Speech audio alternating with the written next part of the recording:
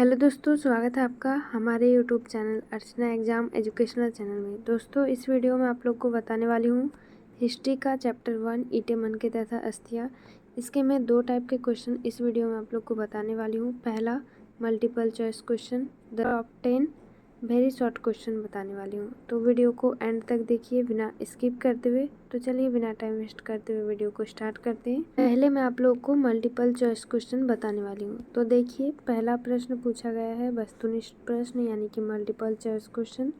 पहला प्रश्न पूछा गया है भारतीय पुरातत्व का पिता किसे कहा जाता है। तो दोस्तों, उत्तर क्या होगा चारों ऑप्शन में से? ऑप्शन नंबर बी सही हो जाएगा, दयाराम साहनी। ठीक है, ऑप्शन नंबर बी सही होगा, दयाराम साहनी। उसके बाद देखिए, क्वेश्चन नंबर 2 पूछा गया है और पूछा जाएगा। सभी के सभी प्रश्न बहुत ज़्यादा इम्पोर्टेंट है। 2025 का ये क्वेश्चन बैंक है। तो देखिए वीडियो को एंड तक। अगर चैनल पर नए हैं तो चैनल को सब्सक्राइब कर लीजिए और साथ ही साथ बेल आइकन को भी प्रेस कर लीजिए। देखिए, क्वेश्चन नंबर 2 पूछा गया है हड़प्पा सभ्यता में सर्वप्रथम किस स्थल की खोज की गई।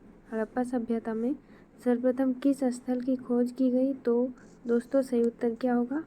ऑप्शन नंबर बी हो जाएगा, हड़प्पा का ही खोज किया गया। ठीक है, हड़प्पा सभ्यता का ही हड़प्पा में खोज किया गया था, इसीलिए इसे सिंधु घाटी सभ्यता भी कहते हैं। उसके बाद देखिए दोस्तों, क्वेश्चन नंबर 3 प्रश्न संख्या 3 है हड़प्पा सभ्यता के किस नगर में दुर्ग दीवार से घिरा हुआ नहीं था। तो उत्तर होगा 3 का ऑप्शन नंबर सी सही हो जाएगा, 3 का लोथल। ठीक है, लोथल सही हो जाएगा 3 का।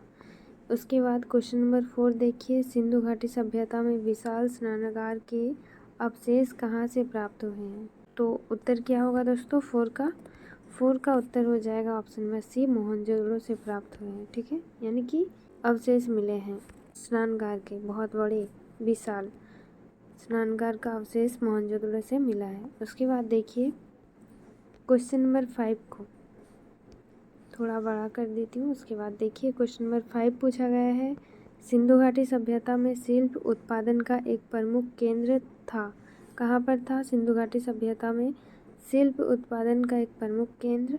तो दोस्तों, उत्तर हो जाएगा 5 का ऑप्शन नंबर डी, चनहुद्रो में। ठीक है, चनहुद्रो में था, याद रखिएगा, बहुत ज़्यादा इम्पॉर्टेंट है। उसके बाद देखिए, क्वेश्चन नंबर 6 को मेसोपोटामिया के प्रलेखों में मेलुहा शब्द का प्रयोग किस सभ्यता के लिए किया जाता था।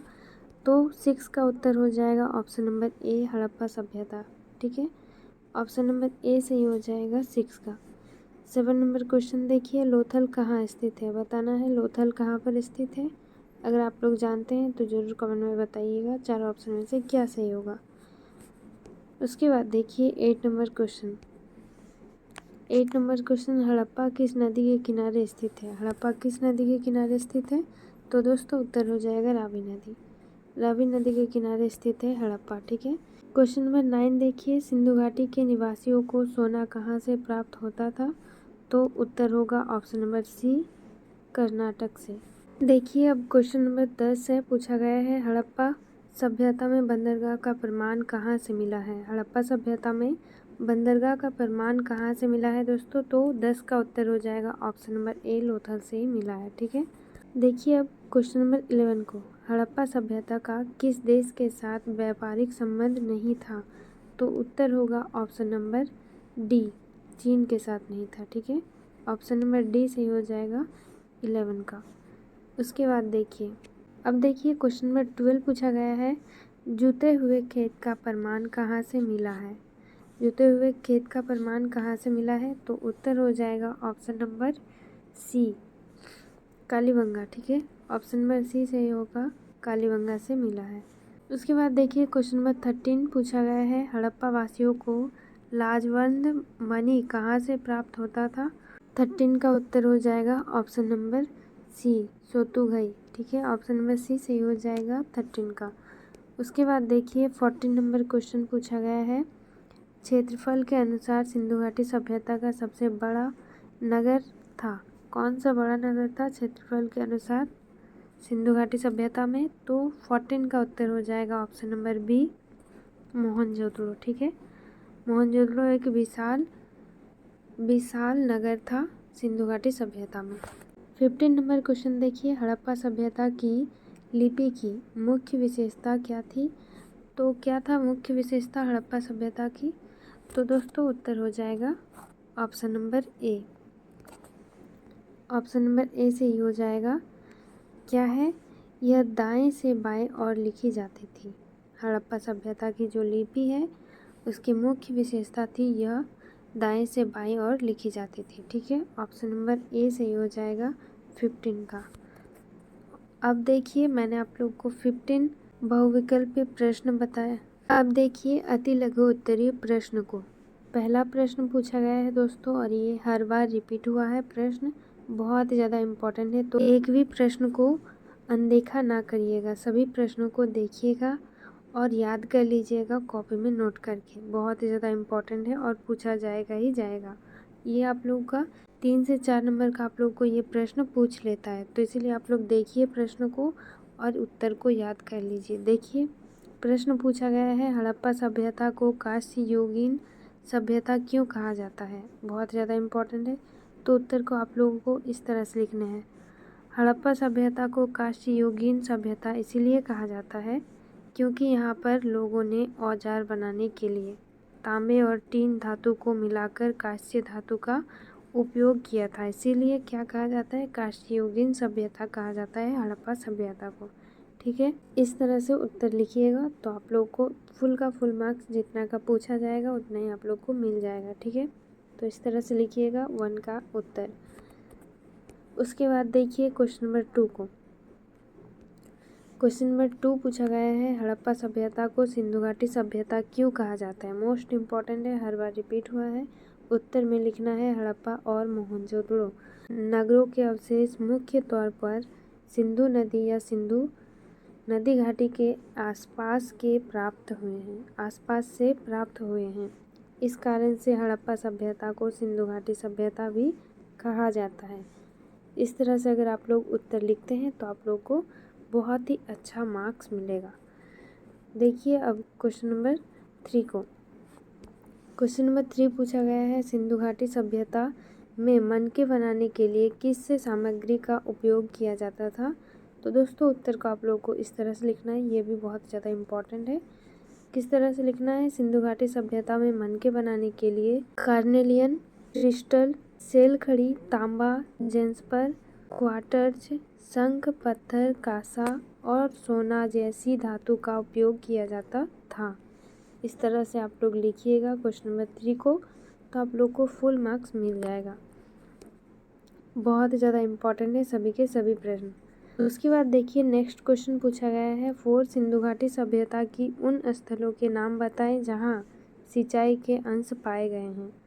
ये भी बहुत ज़्यादा इम्पॉर्टेंट है, हर बार रिपीट हुआ है। उत्तर को लिखना है कुछ इस तरह से, सिंधु घाटी सभ्यता के उन स्थानों के नाम निम्नलिखित हैं जहां सिंचाई के अंश पाए गए हैं। पहला लिखना है सतुईघई, उसके बाद लिखना है धोलावीरा बी में। ये भी क्वेश्चन नंबर 4 भी बहुत ज़्यादा इम्पॉर्टेंट है, तो आप लोग ये 2 मार्क्स का पूछा जा सकता है।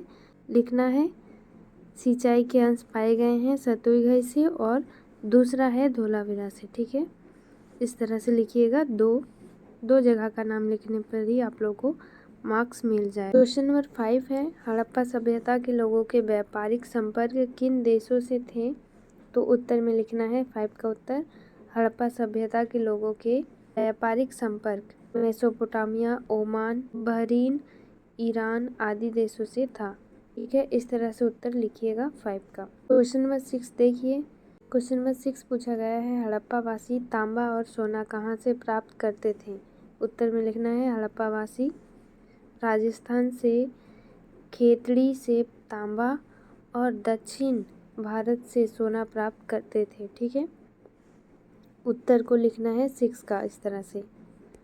उसके बाद 7 नंबर क्वेश्चन देखिए, पूछा गया है, किस पुरास्थल को हड़प्पा सभ्यता की सबसे बड़ी बस्ती माना जाता है? 7 का उत्तर लिखना है पाकिस्तान के सिंध प्रांत के लहरकाना जिले में स्थित मोहनजोदड़ो को हड़प्पा सभ्यता की सबसे बड़ी बस्ती माना जाता है। मोहनजोदड़ो का क्षेत्रफल 125 हेक्टेयर था। ठीक है, उत्तर 7 का इस तरह से लिखिएगा। पूरा फुल मार्क्स आप लोग को मिल जाएगा 100%। उसके बाद देखिए क्वेश्चन नंबर 8 को। क्वेश्चन नंबर 8 है हड़प्पा सभ्यता कहाँ कहाँ विकसित हुई थी। तो उत्तर में लिखना है हड़प्पा सभ्यता पाकिस्तान, दक्षिण अफ़गानिस्तान, गुजरात, राजस्थान, पंजाब, हरियाणा, पश्चिम उत्तर प्रदेश में विकसित हुई थी। इस तरह से उत्तर लिखिएगा क्वेश्चन नंबर 8 का। वीडियो अगर अच्छा लग रहा है तो वीडियो को लाइक कर दीजिए और चैनल को सब्सक्राइब कर लीजिए और बेल आइकन को भी प्रेस कर लीजिए। देखिए अब क्वेश्चन नंबर 9 को। हड़प्पाई लिपि की 2 मुख्य विशेषताएं बताएं। तो उत्तर में लिखना है हड़प्पाई लिपि की 2 मुख्य विशेषताएं इस तरह से है। तो देखिए 2 मुख्य विशेषता इस तरह से लिखना है हड़प्पा लिपि की। पहला ए में लिखना है हड़प्पा लिपि को आज तक पढ़ने में सफलता नहीं प्राप्त की जा सकी है। जो हड़प्पा लिपि है उसे अभी तक पढ़ा नहीं जा सका है कि क्या लिखा हुआ है, ठीक है। ए में लिखना है। उसके बाद देखिए यद्यपि निश्चित रूप से यह वर्णमालीय नहीं है क्योंकि वर्णमाला के प्रत्येक चिन्ह एक स्वर और या फिर एक स्वर या एक व्यंजन को दर्शाता है। बी में लिखना है यह लिपि दाएं से बाएं लिखी जाती थी क्योंकि दाएं और अधिक अंतराल है जबकि बाएं और कम जगह है। इस तरह से ए और बी को लिखना है हड़प्पाई लिपि की 2 मुख्य विशेषताएं, ठीक है। उत्तर आप लोग इस तरह से लिखिए और फुल का फुल मार्क्स आप लोग को मिलेगा। लास्ट क्वेश्चन नंबर 10 देखिए। चनहुद्रों के लोगों की शिल्प कार्यों के नाम लिखे। तो उत्तर में लिखना है 10 का।